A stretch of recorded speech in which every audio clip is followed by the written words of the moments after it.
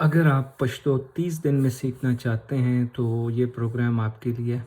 इसमें complete perfection नहीं होगी, लेकिन आपने सिर्फ 100 वर्ड्स सीखने हैं। सिर्फ 5 मिनट की वीडियो हम बनाएंगे और 100 वर्ड्स सीखने हैं और आपने उससे अहले ज़ुबान के साथ कम्युनिकेट करना है। अहले ज़ुबान सिर्फ 1500 से 2000 वर्ड्स यूज़ करते हैं किसी ज़ुबान में कम्युनिकेट करने के लिए। इससे ज़्यादा भी होता है, लेकिन अमूमी तौर पे इतने ही यूज़ करते हैं। आपके लिए एक ऐसा कोर्स मैंने डिज़ाइन किया है जिसमें आपने सिर्फ 100 जो मोस्ट यूजेबल वर्ड्स हैं वो यूज़ करने और आप कम्युनिकेट कर सकेंगे।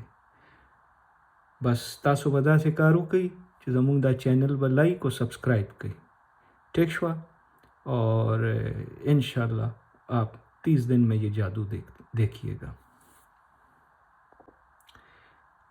जिस तरह अंग्रेज़ी में आई होता है, उर्दू में इसके लिए या हिंदी में इसके लिए मे होता है, मे।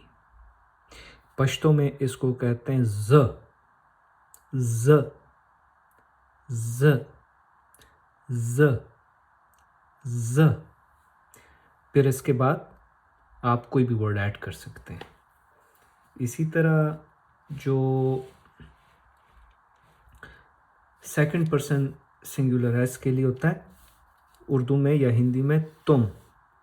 पश्तो में होता है त त त त त। अच्छा, इस तरह जो थर्ड पर्सन सिंगुलर होता है उसको उर्दू में कहते हैं वो, ही शी इट के लिए। पश्तो में कहते हैं द द द।